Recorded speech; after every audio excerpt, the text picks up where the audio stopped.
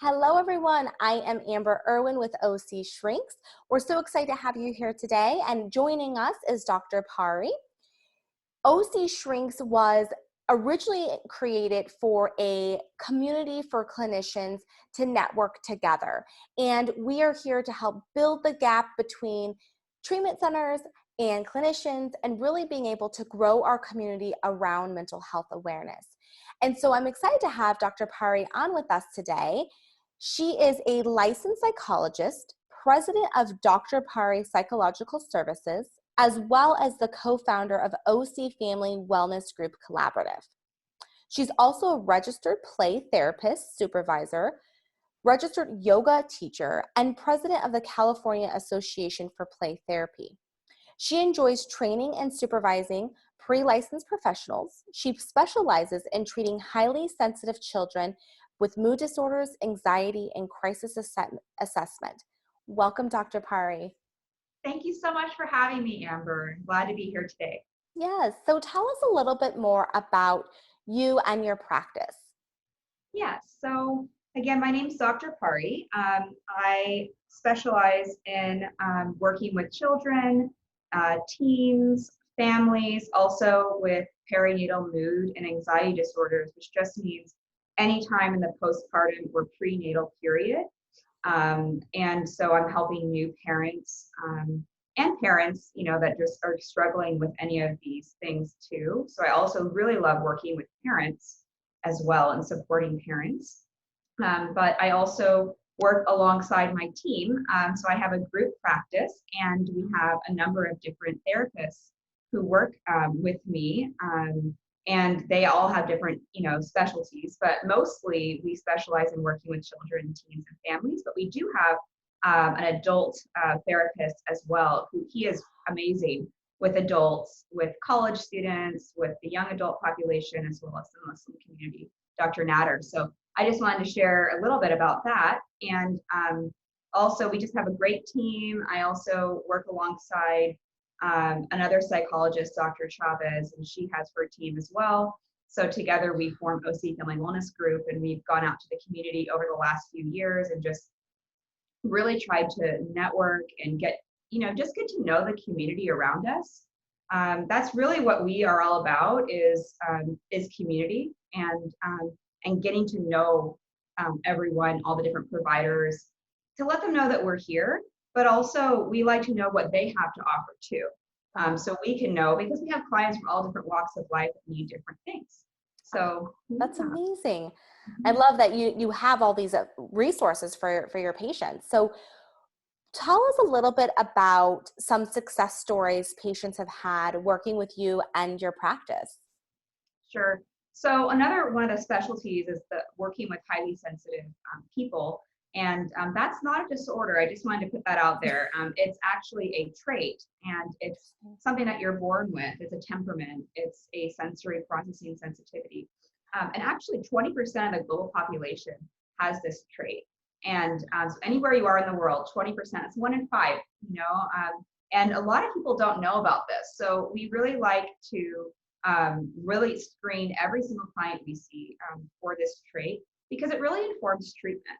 And a lot of clients we see coming through the door will have maybe a different type of diagnosis. Maybe maybe it doesn't really quite fit them. And we really like to screen for this trait because it actually can explain some of the struggles they are experiencing.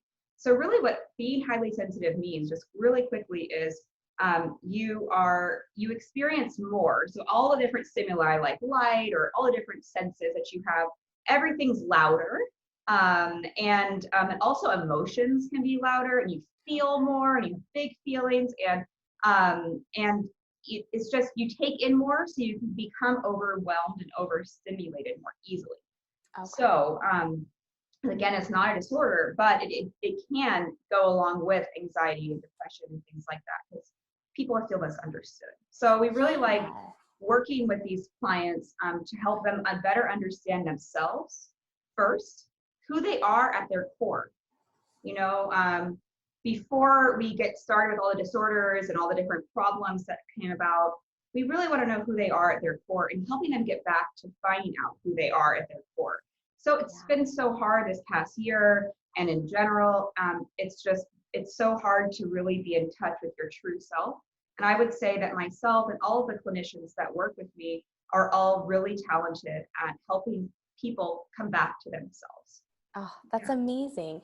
And so Mhm. when people have this, is it something that is recognized early on in children, or can they may not know about it until they're an adult? How does that, work? And then what is is there a time frame of when they are getting back to themselves? Is this something they have to live with forever? How does that work? So since it is a trait, it is something that you're born with. But it depends on your environment as well. So yes, we kind of know as clinicians, but also just in the world that it's both nature and nurture that really inform personality and development. And so the nature part is that genetic part, which is it is genetic. If the trait is genetic, if you have the trait, then most likely one or both of your parents has the trait too. So they pass it Okay. along to you. But it depends on your environment. If your environment is going to support this development of, being someone who just really experiences the world in a louder way and needs more support around transitions and needs more support around just getting through the world. It's not made for people that are highly sensitive. If you have good support with that, then you may not notice it as much Okay. because you might be aware of it, but it may not plague you as much. So you may not notice it as much, or it might also be your environment might also like go against that. So Okay. you might say you're being too sensitive, you're being too this, you're being too that, and then they kind of shut it down, shut it down, shut it down. Right. And so, like you were mentioning, Amber, like sometimes it does take until adulthood to really realize what this is, Yeah. and to really understand what Mhm. this is. And it's not because there's something wrong with you, it's just because this is a part of you. And Yeah. this is something you need to nurture and come to terms with. It doesn't mean being highly sensitive, by the way, does not mean you can't be strong or a leader or someone that really is successful in life. What it does mean is it's just a part of you that you need to honor Yeah. and channel. That's what we like to do with our clients, is help to channel this part of themselves so they can succeed and be their best selves, and whatever they choose to do in their life. Right. um, so it Yeah. does come about earlier in life, but it doesn't mean you may not know about it. It depends on if you're in therapy or not.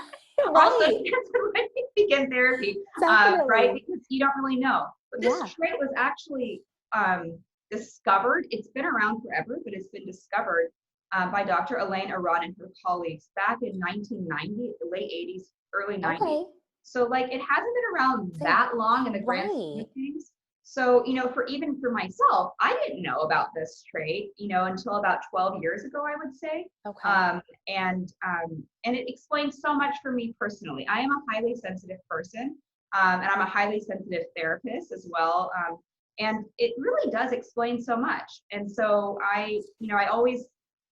for some people, it's like a big eye-opening experience when they come to work with me and my team, because it's like, oh, I didn't know about this. This Right. explains so much. And what a great feeling, isn't it? To just Oh, know well, and that part of yourself. especially like you said, if they've been shoving it down for so many years because they didn't know about it, or they were just listening to the voices of outside voices of saying, "Oh, you are too sensitive," or "Stop Yep. being like that." They don't know that this is a thing, and how to be able to live with it and own it and be okay with it. So that's amazing that you guys can help them, like you said, channel that and get back to them living their lives and being okay with that.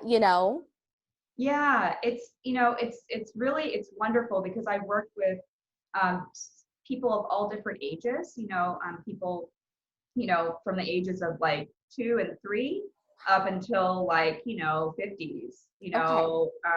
because sometimes they come to me specifically because of my expertise in this area. And they're just really, for the first time, getting to know themselves. Oh, And I think that is pretty, that happens a lot in therapy in general. But yeah. but sometimes you can focus so much on the problems, we're not really focusing on the person. And so Right. that's what I say would differentiate us from from different therapists out there. is that we really focus on the whole person. And I'm actually a human development major from undergraduate. So I started with learning about, at UC Davis. So I started learning about the person and how, like, typical development Okay. before I learned about disorders and psychology. So I think that really just informs my treatment, Definitely. and I see the person first and then the problems, Yep. yeah. Oh, and usually it's reverse. It's like you said, focusing on the problems and then looking at the person and um, putting those labels out there where they don't need to be.